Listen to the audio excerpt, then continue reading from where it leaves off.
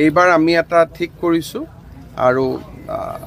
লাষ্টত কোনোবাই যদি ডাবল পায় আমি আৰু এটা চিন্তা কৰি আছোঁ যে একেটা পোষ্টত দুটা হ'লে লটাৰী দি এটা কৰি যেতিয়া চতুৰ্থ শ্ৰেণীত পায় তৃতীয় শ্ৰেণীত পায় তেওঁ চতুৰ্থ শ্ৰেণীত নাপাব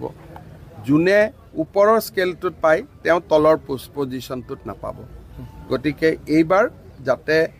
তেনেকুৱা ধৰণৰ ডাবল কেণ্ডিডেট নহয় তাৰ বাবে এইবাৰ বহুতখিনি ব্যৱস্থা গ্ৰহণ কৰা হৈছে এতিয়া একাধিক পদত নাপায় কাৰণ এটা নিয়ম কৰা আছে যে যোনে চতুৰ্থ শ্ৰেণীত পায় তৃতীয় শ্ৰেণীত পায় তেওঁ চতুৰ্থ শ্ৰেণীত নাপাব যোনে ওপৰৰ স্কেলটোত পায় তেওঁ তলৰ পজিশ্যনটোত নাপাব গতিকে এইবাৰ যাতে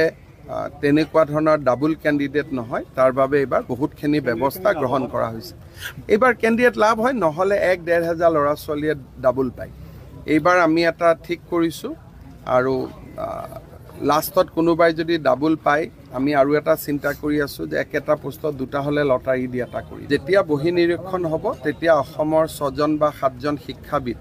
এক্সটাৰ্নেল ইভালুৱেটৰ হিচাপে তাত উপস্থিত থাকিব যোৱাবাৰো আমি কৰিছোঁ অইন ঠাইত কৰা দেখা নাযায় ভাৰতৰ অইন ঠাইত নাই ভাৰতৰ অইন ঠাইতটো লুকাই লুকাই কৰে ভালেই থাকিব সি এপইণ্টমেণ্ট গণ্ডগোল নাই বিশেষকৈ